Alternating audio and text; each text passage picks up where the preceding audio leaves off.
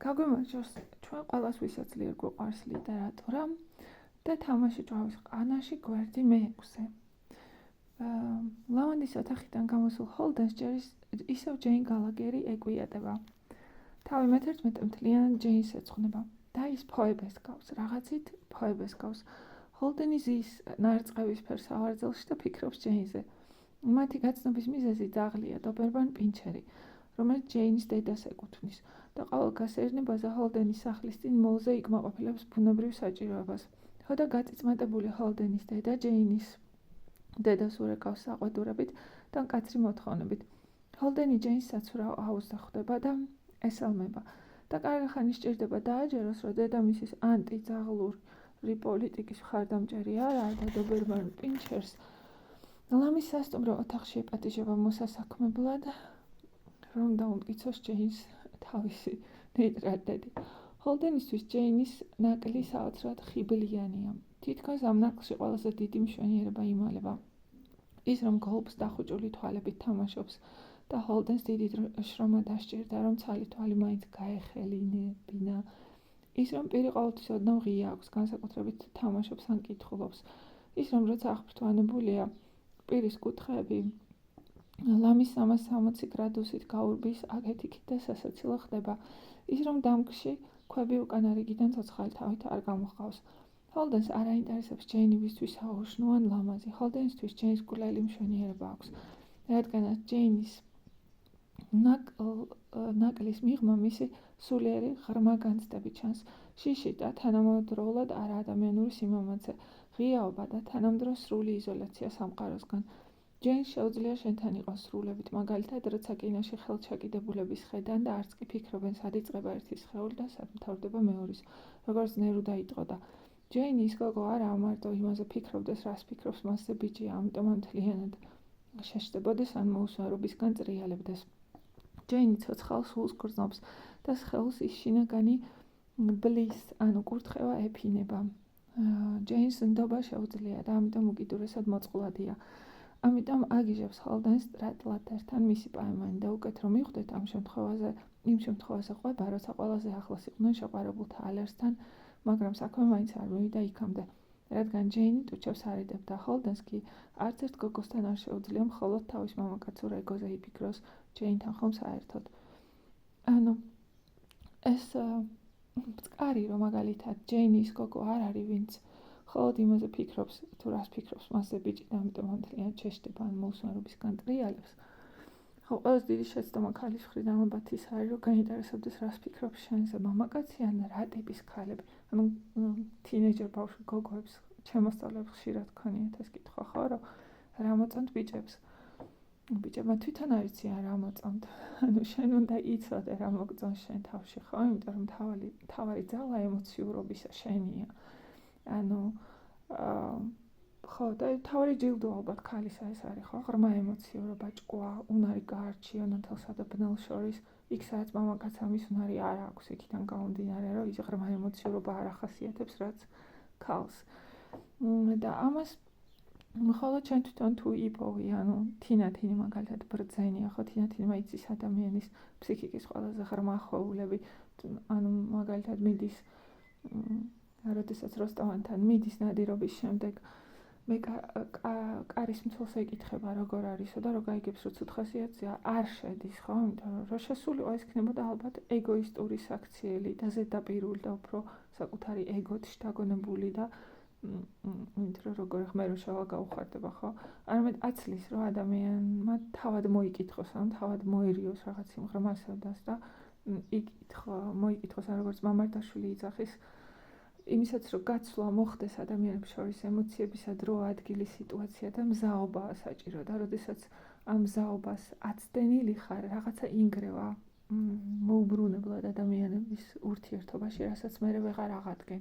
და ქალის ძალაბად სწორედ ეს არის, რომ ეს შინაგანი ემოციური კავშირის დრო, ადგილი, მზაობა, სიღრმე გაზომოს იცოდეს ეს, ხო? და ამას ბევრი ფიქრი, ბევრი ჩაღრმავება და ბევრი საკუთარი თავის რწმენა და შემდეგ სჭირდება და ჯეინი ასეთია. ხო და ახლა გადავდივართ, ხო და ესეც იდეალიზმია, ხო? ხოლო იდეალისტი ეძებს ქალში ამ თვისებებს. ანუ პრაგმატული მამაკაცი ქალში ეგეთ თვისებებს არ ეძებს, ანუ პრაგმატულ მამაკაცს უნდა ცოლი, რომელიც შვილებს გაუზრდის, მორჩილი, პარტნიორი, რომელიც ყველა მის ტკივილს გულთან ახლოს მიიტანს, ანუ რაც არაფერი არაა ცუდი, მაგრამ როცა მხოლოდ მაგას ითხოვ ადამიანისგან და თანც იმ საფუძველით, რომ მე ვარ ღმერთი, მე ვარ მამაკაცი, მე ვარ მარჩენალი, მე ვარ ყველაფრის განსაზღვრელი, მე ვქნი რჯულს, მე ვქნი კანონს, მე ავაშენე ისა ხო რკინიგზა, მე შევქმნი ცივილიზაცია და ამიტომ დამემონე მე, ხო მაგაში არაფერი კარგი არ არის, იმიტომ რომ შენზე მაღლა დგას ღმერთის სურვილთა, ხო ღმერთი ამ უცნობი, რომელზეც ავთანდილი ლოცულობს. ანუ შენ ახარ ყოველივე დაფარულის მცნობია უნება, შენ ახარ სურვილთა გამრიგე და მომეცი ძალა ნება, რომ მოვერიო ჩემ თავს, ხო შევიცნო რა არის. ხო და საინტერესოა, რომ ვეფხისტყაოსანში ავთანდილი არ არის მზად იმ სულიერი სიღრმეებისთვის, რაც თინათინს უკვე აქვს, ხო? ანუ თავისთავად აქვს და მე აღზრდამდე საკუთარმა თავისუფალმა არჩევანმა და ნებამ აღზარდა ეს, ხო, ავთანდილი თინათინის დავალებით და ასე ვთქვათ, სამყაროსთან მარტო დაპირისპირებით და საკუთარ შინაგან სამყაროსთან მარტო დაპირისპირებით მოიპოვებს იმ ღრმა შინაგან სიბრძნეს, რაც თინათინს უფრო მეტი აქვს ვიდრე ავთანდილს, რა თქმა უნდა, თინათინსაც თავის წილი აქვს გასავლელი გზა. ხო, მე გავაგრძელოთ, ანუ ჰოლდენი იძახის იმ მომენტზე ყვება, როცა ჯეინი და ის ყველაზე ახლოს იყვნენ შეყვარებულთა ალერსთან. წვიმდა, კოკის პირველად წვიმდა და შუშაბანში ისხდნენ ჯეინთან და დამკს თამაშობდნენ. ამ დროს ჯეინის მამონაცვალი ჰოლდენი რომ ბუზ ჰაუნდს ეძახის, ანუ ლოდ კაიფის მაძებარს, ძაღლს, გამოდის და ჯეინს ეკითხება, სიგარეტი გვაქვსო? ჯეინი არ პასუხობს. კაცი შეკითხვას იმეორებს, ერთხელ ორჯერ. ჯეინი დუმს. კაცი ტრიალდება და გადის და ამ დროს დაფაზე მსხვილი ცრემლი ვარდება ზედ წითელ უჯრაზე. ჯეინი თითით დღაბნის ცრემლს და ჰოლდენს ეკეტება, ზუსტად ისე თავისი ძმის სიკვდილზე, რომ გადაეკეტა. რასაც ჰოლდენი მერე აკეთებს წმინდა წყლის ემოცია. საერთოდ ფიზიკური სიახლოვე მაშინაა გულთხევა, თუ იმდენი ემოცია გროვდება, რომ ფიზიკური აღქმები ქრება ან მეორე პლანზე ინაცვლებს, წინა პლანზე შეხება შიგნით დაგროვებული ადრენალინი და ეს მარტო სინაზეს მოაქვს, საკუთარი სულის ღრმა წვდომას. ყველა შემთხვევაში ფიზიკური ურთიერთობა საცოდაობაა, სწორედ ისე, როგორც ჰოლდენს არაფერი არ რჩება გარდა უსაზღვრო სიბრალულის იმ მცირეწლოვანი მეძავის მიმართ სასტუმროში, რომ იძახებს. ჰოლდენი კოცნის ჯეინს, რომელიც ახლა უკვე თავშეუკლებლად დირის, კოცნის თვალებზე, ცხვირზე, შუბლზე, წარბებზე, ყურებზე, ჯეინი მხოლოდ ტუჩებს არ ანებებს და აქ რჩეული სულის მშრალი ადგილი მახსენდება. გეშინია ლელა ღრუბლების არა და ლელას ტუჩები აღარ ქონდა, ისინი გურამს ქონდა. ის რაც მშრალ ადგილში ხდება, ჰოლდენთან და ჯეინთან არ ხდება. მშრალ ადგილში ბიჭი გოგოს კოცნის და წამში ყველაფერი იცვლება. გოგოს ახლა აღარ ეშინია წვიმის, უკვე ბიჭს ეშინია წვიმის, რადგან გოგო უნდა დაიცვას. აყენებს და თავში საფრისკენ მირბიან ორივენი, მათი ნაჯდომი ადგილი მშრალია და მერე ნელ-ნელა წვიმა ასველებს სხვა ყველაფერთან ერთად. ანუ ლაპარაკი იმაზე, როგორ ზდიან ბავშვებს და რასაც სწავლიან სიყვარულზე, ხო? მე რა ეპოქაშიც გავიზარდე და რასაც უყურებ ირგვლივ და დღესაც იგივეა, ანუ პრაქტიკულად ინტერნეტი რას გთავაზობს, ხო? ინტერნეტი გთავაზობს რაღაც ხორციელ და ხანდახან ფიქრობ, რომ ეს ბავშვები, რომლებიც შედიან და აბსოლუტურად უკონტროლოდ ამ ყველაფერს უყურებენ და დარწმუნებულები ვარ შედიან და უყურებენ, იმიტომ რომ აგზაული ხილტკბილია, ხო? ანუ ინტერნეტი გთავაზობს და მანამდე ჩვენი კულტურა გთავაზობს სიყვარულს როგორც რაღაცა, არ ვიცი, რა დავარქვა, სავაჭრო, ხო, როგორც ის იძახის. ეხლა დამოვიწყდა. ანუ მოკლედ როგორც სავაჭრო ურთიერთობას, ხო? ანუ შენ ბაზარზე რაღაც ხორცის ნაგლეჯივით ხარ, რომელიც უნდა იყოს ახალგაზრდა, უნდა პასუხობდეს რაღაც მოთხოვნებს, ხო? და ვინც ყიდულობს იმას შეუძლია როგორც უნდა ისე მართოს შენი ბედით, შენი სხეულით და შენი მომავალიც. ყოველ შემთხვევაში დანარჩენი სიყვარულზე სხვა არაფერს არ გეუბნებიან, ხო? ამას ჩემი მოსწავლეც იძახდა. ნუ დღეს ფიქრობდიო და დედაჩემამ მკითხაო, რომ რაზე ფიქრობოდა სიყვარულზეო და მოგცლია ერთიო, ხო? ანუ სხვა არის აბსოლუტურად ლიტერატურა და სხვა არის ყოფა, რომელშიც ჩვენ ცხოვრობთ. ანუ ლიტერატურა არანაირად არ ასხივოსნებს ჩვენ ყოფას, ხო? არ არიან ადამიანები, რომლებიც სიყვარულზე გელაპარაკებიან ან გასწავლიან რამეს. ანუ პირველად შეყვარებული რო ხარ, ადამიანი არ არის უბრალოდ რომ გითხრას რომ არა უჭირს გაგივლის ესია პირველი სიყვარული მტკივნეულია უფრო ის მომენტია რომ არ გრცხვენია შენ გრძნობებზე რომ ლაპარაკობ ლაპარაკობა არა აჩვენებ არავინ არ ლაპარაკობს თავის გრძნობებზე ალბათ განსაკუთრებით როცა პირველად არის შეყვარებული მაგრამ ჩანს ეს ყველაფერი ხო თურმე ეგეც სირცხვილია და ეს რუსთაველის ცნობილი გამოთქმა რომ სიყვარულს ამალვა უნდა ვიცაცხენსა ნაპარასო აბსოლუტურად კუღმაა გაგებული ასე ვთქვათ მე ამას ვეძახი როცა შენ კი არ იზდები იდეამდე არამედ იდეა დაგყავს საკუთარ განზომილებამდე ხო ინგლისური გამოთქმა wrap your head around an idea უნდა გაიზარდო იდეამდე და ამას ეს იმას ნიშნავს რომ ძველი ნაჭუჭი უნდა დაამტვრიო და ახალი მოძებნო ხო უფრო დიდი და ფართო მე ეს უნდა დაამტვრიო და კიდე ახალი უნდა მოძებნო და ასე შემდეგ თუ გინ ხო და პრაქტიკულად ერთადერთი რჩევა რაც მივიღე მე წარეთ შეყვარებული რო ვიყავი პირველად და აბსოლუტურად ყველაფერი თავზე გენგრევა ყველაფერი მთელი სამყარო ჩენში ინგრევა არიცი გრძნობებს რა სახელი დაარქვა არიცი როგორ მართო და ამ დროს საზოგადოებისგან არის მხოლოდ ეს რაღაცა საშინელი წნეხი და დააშაულის გრძნობა და სირცხვილის რომ როგორ ვერ მალავ როგორ ამჟღავნებ იმიტომ რომ გარშევა მრუშობასა და მიჯნურობას შორის ჩვენ საზოგადოებაში პრაქტიკულად არ არსებობს ხო რასაც რუსთაველი იძახის რომ გარევთო ერთმანეთში მრუშობა სხვაო და მიჯნურობა სხვარიო ჩვენთან ეგ ზღვარი პრაქტიკულად არ არსებობს ყველაფერი მრუშობა ხო სიყვარულს ამალვა უნდა ვითაცხენსა ნაპარავსა ეგ ნიშნავს იმას რომ სიყვარულზე არ უნდა ილაპარაკო იმიტომ რომ აზრი არ აქვს მაინც ვერ გაგიგებენ ხო მიჯნური რა კუთხითაც უყურებს სამყაროს ისე დაანჩენები არ უყურებენ ამიტომ აცდენილი ემოციებია ხო და ამ აცდენ რაზეც წეგან ვლაპარაკობდი მამარდაშვილი რომ იძახის და ამ აცდენილ ემოციებში ენერგიას კარგავ და არა მარტო ენერგიას კარგავ არამედ კარგავ იმის საშუალებას რომ რაღაცას აბსოლუტურად შინაგანი ძალებით მოერიო და გახდე მზე ხო გახდე მიიღო ის ცოდნა რომლითაც მე სამყაროს უფრო მეც ხდი ვიდრე მანამდე იყო ხო იმიტომ რომ სიყვარული ამის შანსს გაძლევს სიყვარული გაძლევს იმის შანსს რომ მხოლოდ შინაგანი ძალებით აღმოაჩინო რაღაცები ბადებს შიგნიდან ბადებს რაღაცას რომელსაც არ აქვს არანაირი გარეგანი მიზეზი ხო და რას ვიძახდი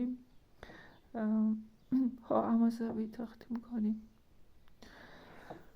ხო და ამ დროს ჩვენ საზოგადოებაში აბსოლუტურად იმიტომ რომ არაა გასაკვირი ხო პასტაბჭოთა საზოგადოება იდეოლოგია კლავს სიყვარულს იდეოლოგია კლავს უნებას იდეოლოგია კლავს აზროვნებას იდეოლოგიას არ უნდა რომ შენ შიგნით ახალი ადამიანი დაიბადოს ამიტომ ყველაზე მარტივი გზა არის სიყვარული ჩაკლა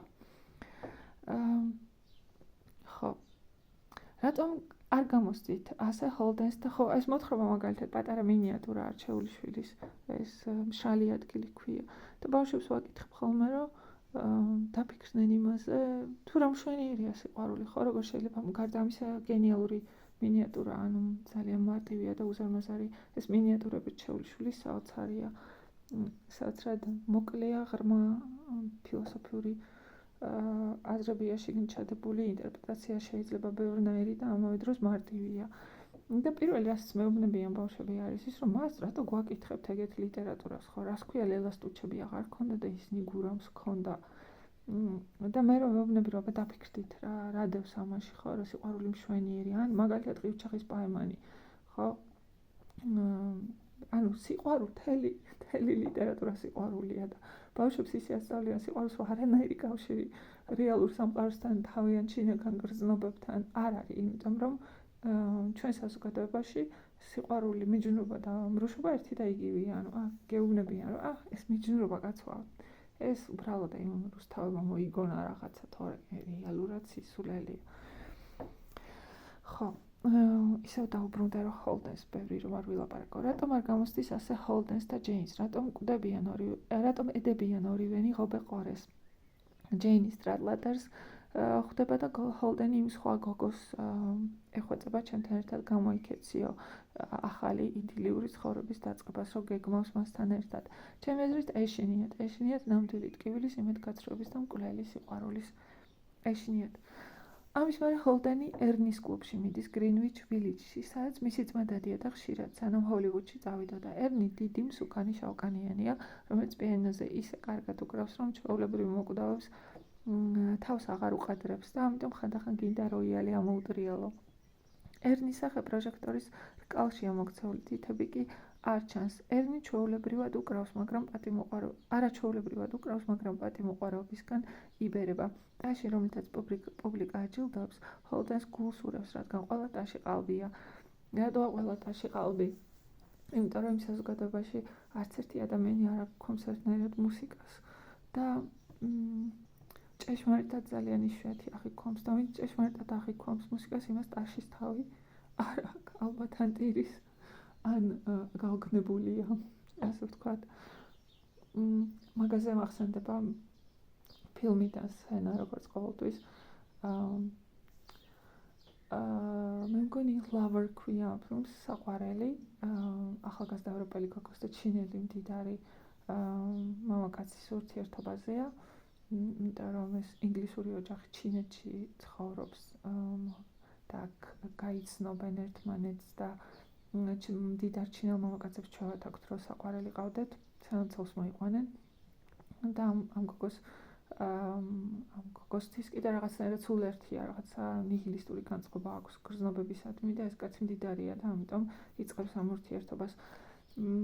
საბოლოოდ ამ კაცს ცოლი მოყვა, ანუ ამ კაცს უყვარს და გოგოს გონია რომ არ უყვარს და საბოლოოდ ეს კაცი იძულებულია ცოლი მოიყვანოს და ცოლის მოყვანის შემდეგ საყვარელთან ურთიერთობა იკრძალება. გოგო უკან ბრუნდება ინგლისში და გზაში გემზე მე მგონი შოპენის რაღაცა ვალსია თუ რაღაც მსგავსი მსუბუქი მელოდია აღარ მახსოვს, რომელსაც usmens საღამოს გემბანის კიჩოზე და უცბად მუსიკა მიახვედრებს, რომ ეს კაცი უყვარს და ეს იმ დროს, როცა ყველაფერი დაკარგა, ხო, უკან მოსაბრუნებელი გზა არ არის და არა მარტო დაკარგა ყველაფერი, არამედ დაკარგა შესაძლებლობა, რომ იმ კაცისთვის ეს ეთქვა, ხო, იქამდე ყველანაირად გული ატკინა და ყველანაირი უხეშობა აჩვენა, რაც შეიძლებოდა აჩვენებინა და ტირის, ანუ მუსიკას უსმენს და ტირის, ხო, ტაშის თავი ნამდვილად არ აქვს.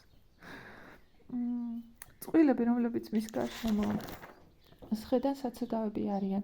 ერთი ხელებს უფათურებს მაგიდის ქვეშ თავის ქალბატონს და თან უყვება ვიღაცა ბიჭმა სკოლაში როგორ ჩაიდინა თვითმკვლელობა.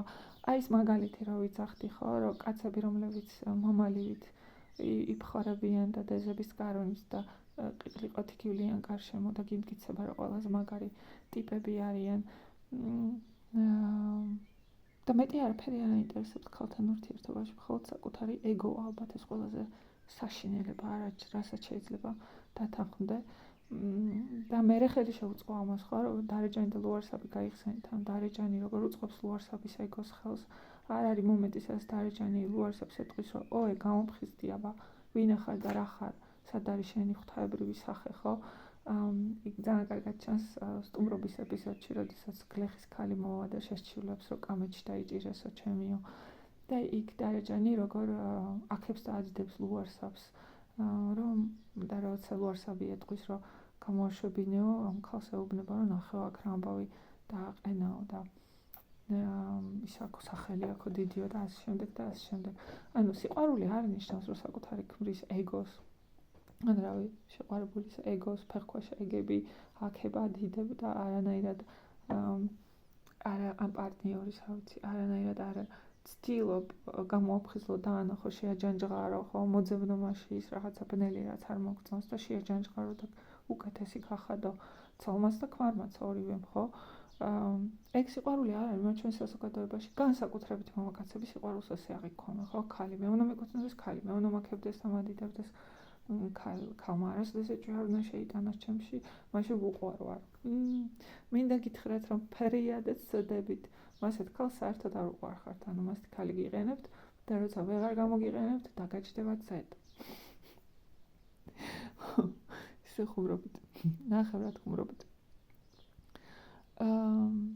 ხო, მეორე, ხო, და რამდენიც საზღარია, ხო, ეს სცენა მაგალითად იდეალისტის თვალსაზრისით, რომ ვიღაცა თანც ისნო ვიფიქროთ, რომ იდეალისტისთვის არ არის ადამიანი, რომელიც მნიშვნელოვანი არ არის, ხო? ყველა ადამიანი მნიშვნელოვანია, ის სპორტიაც, ის მეძავიც, ის ისიც შენს გარშემო რაც არის ყველაფერს ფხიზელი თვალით უყურებ, ყველაფერს ემოციური თვალით უყურებ და ემოციები რომლებიც მოდის შენკენ ძალიან მძიმე ასატანია, იმიტომ რომ ზუსტად ხედავ ბნელს და ნათელს და ბნელი უფრო სჭარბობს, იმიტომ რომ სამყარო ეგეთია, ხო? მეორე ფეხბურთის გუნდზე უყვება ერთადერთი კარგი ისაა, რომ სასმელზე შეზღუდვა არ არის, მაგრამ აქ ჰოლდენის ძმის ყოფილი შეყვარებული გამოჩნდება, რომელიც ჰოლდენს თავს არ ანებებს და იძულებულია გაიქცეს. იწმევს ბუნებაში უკურთხავს ყველა იმ კაცს, ვინც მარტო ყოფნის სიამოვნებას გიშხამს და მიდის მაგ კურთხევაში მეც უერთდები. და აი აქ კიდევ ციტატა. ხანდახან მაგრად იღლები ტაქსით სიარულით და უნდა ფეხით იარო. იგივეა ლიფტით სიარულით რომ დაიღლები. უეცრად საიდანღაც ჩდება ეს დაუძლეველი სურვილი სიარული, სადაც ცხადია, რომ ფეხებს ძალა უნდა დაატანო. არ აქვს მნიშვნელობა რა ხელა გზაზე ან რომელ სართულზე ადიხარ. პატარა რომ ვიყავ, ხშირად ფეხით ავდიოდი სახლში მე-12 სართულზე. ხო, როცა ფეხით დადიხარ, მარტო ხარ და ფიქრის საშუალება გეძლევა. ყველაზე ღრმად და კონცენტრირებულად მაშინ ფიქრობ, როცა მოძრაობ. არ რაიმე მოძრავში ზიხარ, მაგალითად მანქანაში ან მარშრუტკაში. იღლები მუდმივად აცდენილი ურთიერთობებით ადამიანებთან. ტაქსის სხეულის გაძლების თავიც აღარ გაქვს, რაღაც როლი ხომ უნდა მითამაშო. დაძაბულობისგან მაინც ვერ ფიქრებ და ჰოლდენი ფიქრობს, სანამ გზაზეა, მატარებელში, ტაქსიში, ქუჩაში, სატელეფონო ჯიხურში და ეს ყველაზე ბუნებრივი რამაა. აბა სხვაგან სად უნდა იფიქრო. მე ყველაზე უკეთ 30 კილომეტრის რადიუსში საზოგადოებრივი ტრანსპორტში ფიქრობ, ვერავინ ხმას ვერ გაგცემს უცხოები ხართ, ასე რომ მარტოც ხარ და არც ხარ მარტო, თან მოძრაობ და თან არ მოძრაობ და ამ ზღვარზე შეგიძლია თავისუფლად იფიქრო. ახლა დილობით ვარჯიშის დროს წერა, აქაც იგივეა, მარტოც ხარ და არც ხარ მარტო, ხმას ვერავინ გაგცემს, როცა ვარჯიშობ, მოძრაობ და თან არც, როცა ერთსა და იმავე მოძრაობას ვასრულებ და ფიზიკურად ვიღლები, დასვენების დროს ფიქრობ და წერ. ტემპი უცნაურია, სულ ნახევარწუთიან ან ერთწუთიან მონაკვეთებია, მაგრამ ვასწრებ, ალბათ რაღაც კავშირია სხეულსა და სულ შორის. ანუ უბრალოდ სხეულისგან თავისუფლდება, როცა ისიც დაკავებულია, ანუ სხეულისგან თავისუფლდები, როცა ისიც დაკავებულია მოძრაობით და არა სხვა რამით, მაგალითად დაკავებულია არა, იმიტომ რომ ვარჯიშის და მოძრაობის დროს სხეული მსუბუქდება რაღაცნაირად, ხო, და თითქოს სიმსუბუქე ათავისუფლებს ტვინს იმისგან, რომ რაღაცა სხეულებრივზე იფიქროს და მიდის სადღაც სხვაგან და შეგიძლია სულ მარტო დარჩე და არც მარტო. ენერგიას ყველაფრისგან იღებ. საკუთარი სხეულისგან, ირგვლივ ადამიანებისგან. მოძრავ ქვას ხავსი არ ეკიდება, ან კიდევ შეიძლება ეს არის ჩემი ბური გაგება, ხო, და ფიქრობს ჰოლდენი. გზაში შესცირდება და ის ხელთათმანები გაახსენდება პენსიში რო აწაფნეს და ფიქრობს, რას იზამ და მათ დასაბრუნებლად. აღიარებს, რომ ტყუილი ფაფხურის გარდა არაფერს, არ ჩხუბს ატეხდა, არც პირში მიახლი და ქურდს. პირიქით, გამოღმა შედავებულს შეარჩენდა ყველაფერს. ჰოლდენი თავს იმით იმართლებს, რომ ცხვირპირში ცემა არ შეუძლია. სახეა მის წინ, რომელსაც უნდა დაარტყას და ეს არ შეუძლია, როგორც ვისოცკის, ხო? ბიძ человека полицуяс детства не могу ვიძახის, როგორც ქრისტეს, რომელიც გეუბნება, რომ მარჯვენაში რო გაგარტყავენ, მარცხენა მიუშვირე, რომელიც სახეს ღვთისას ვერ შეურაცხყოფს ადამიანში. არა და გუშინ გაკვეთილზე UFC-ს best knockouts უყურეთ და პირველად გავიგე X-kick-ის არსებობის შესახებ, არათუ მუშტს ფეხს ურტყავენ თავში და თიშავენ. რა სიტყვა და ამაზე ჰოლდენი არ ვიცი, ჩემო მოსწმა გოგო კი განაცხადა შუა თავპირის მტვრევის დროს ესენი გიჟები არიან, მე ნაზი ბიჭები მომწონსო და ეგრევე ეცნენ თავის კლასელი ბიჭები, არა, მაკიაჟი უნდა ესვას და გეი უნდა იყოსო. ხო, აქედან ნახეთ, ანუ აღქმა კონსტრუქცია როგორია, ხო, რაზე ფიქრობ, რას აღიქვამ სიტყვის უკან.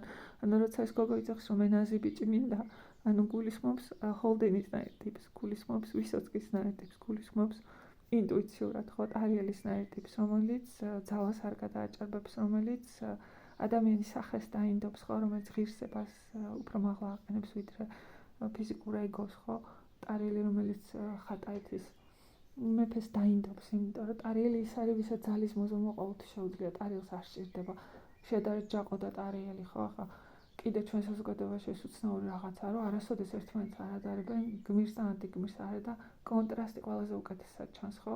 მაგალითად ჯაყო, როცა თეიმურაზ დაადგება თავზე მას და მარკოს მძინარეს და მე უბედურ თეიმურაზ გული წაუა, ხო, ხმალსაც ვერ დაარტყმს ჯაყოს და გამოფხიზლებული როცა გამოფხიზლდება კონსმოვა, ჯაყოს უკვე მოუსწრია მეორე ოთახში გაქცევა, იქ აუსხია ყველა იარაღი, რაც კი თეიმურაზის წინაპრებს ჰქონდა და კბილებამდე შეიარაღებული შემოვარდება ოთახში და ხმალს იქნევს და გაჰყვირის მთელი ძალით, რომ აბა დაეჭიდებოდა ჯაყოს და აბა ჯაყოს მოერეოდა.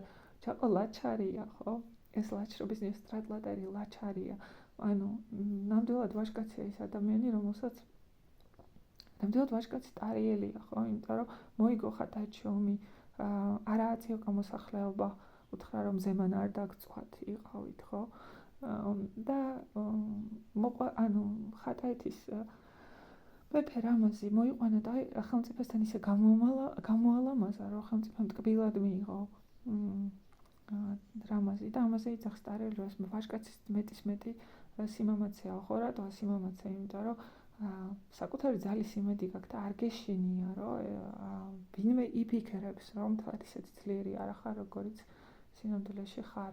მეორე, ანუ რამას ღირსებას უნარჩუნებს და ადამიანი, რომელსაც მტერი ღირსებას უნარჩუნებს, იმ მტრის მეგობრად იქცევა, ხო? ამის მერე რამაზი აღარ უღალატებს. ინდოეთს, იმიტომ რომ იერარქიის, ჯანსაღი იერარქიის ნაწილია, რომ ემორჩილები შენზე უფრო ღირსეულს, შენზე უფრო ღირსეულის მორჩილება ცუდი არ არის, კარგი რამეა. ჩვენში ეს იერარქიაც მოშალა, ხო? იდეოლოგია, იმიტომ რომ განაცხადა, რომ ყველა თანაბარია. და ამ დროს აი ეს ბავშვები, რომლებსაც სკოლაში იმის მაგრივად, რომ სახარების და ბიბლიის ხატრული სახეებზე დაყრდნობით აუხსნან ქართული ლიტერატურა, იმიტომ რომ ქართული ლიტერატურის ახსნა ამის გარშე უბრალოდ შეუძლებელია და არაფერი საერთო არ აქვს ამასთან, რელიგიასთან. ეს ფილოსოფია და ლიტერატურულ და ფილოსოფიურ ჭრილშია განხილული, შეუძლებელია და ამას არავინ არ აკეთებს, ხო?